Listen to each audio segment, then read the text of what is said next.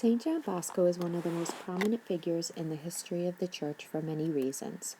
He prayed for the education of young people as well as helping children who had been orphaned, poor, or have gotten out of prison and needed a guide. His writings are inspirational and immense. St. John Bosco was born into a poor family in Becce, a hamlet near Castanova, Piedmont, Italy, on August 16, 1815. When he was just 2 years old, his father died, which left his mother, Margaret Bosco, the task of taking care of their 3 sons. John would spend his early years as a shepherd and received instruction from the parish priest.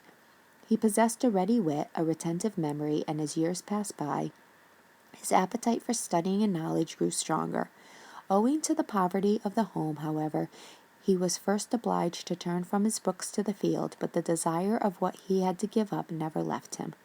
St. John Bosco knew his mission and purpose in life from the young age of 9. His journey to sainthood and the beginning of his spirituality began with a magical dream. The young Bosco dreamed that he was in a field with a crowd of children. The children started cursing and misbehaving. John jumped into the crowd to try to stop them by fighting and shouting. Suddenly, a man with a face filled with light appeared dressed in a white flowing mantle. The man called John over and made him leader of the boys. John was stunned at being put in charge of this unruly gang. The man said, "You will have to win these friends of yours not with blows, but with gentleness and kindness." As adults, most of us would be reluctant to take on such a mission, and 9-year-old John was even less pleased. "I'm just a boy," he argued.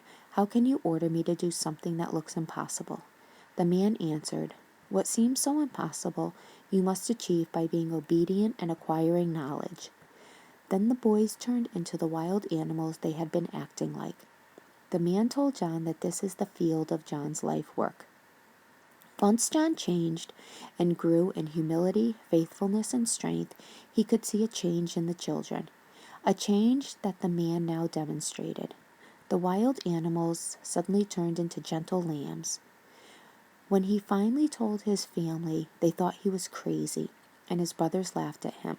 However, Bosco knew it truly happened, and he was going to prove it to them. St. John Bosco was known also for his quotes that taught people how to achieve happiness and live great lives.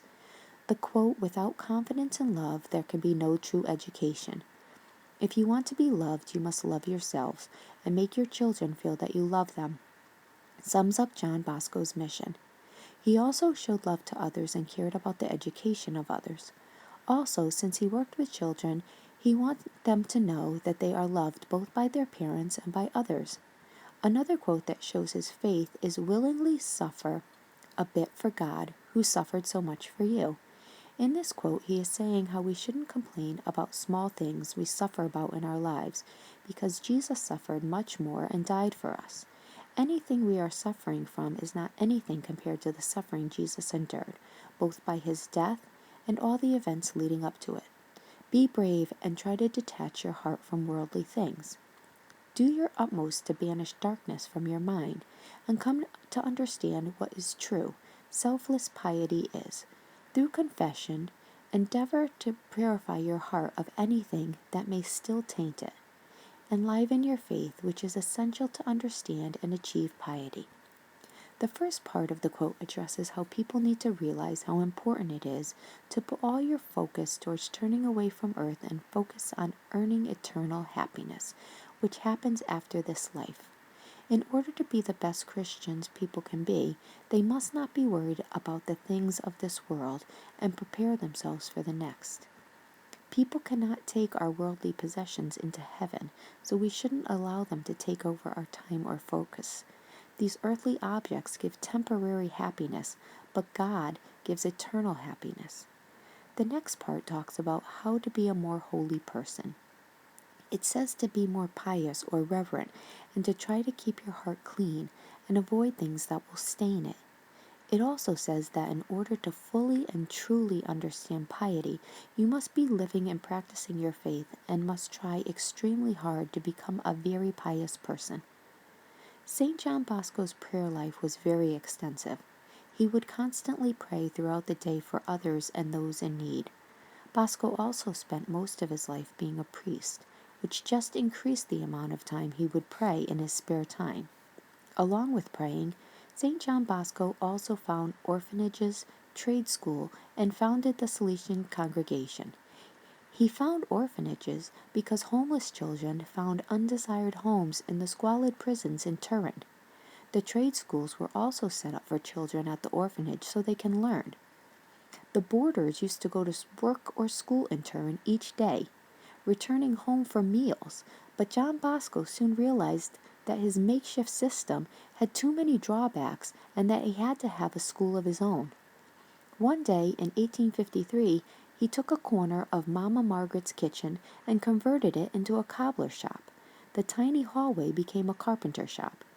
The teachers at the school were John Bosco and two other men. The school would be known as John Bosco Trade School. Not that John Bosco ever called it that, but that is what the movement developed into.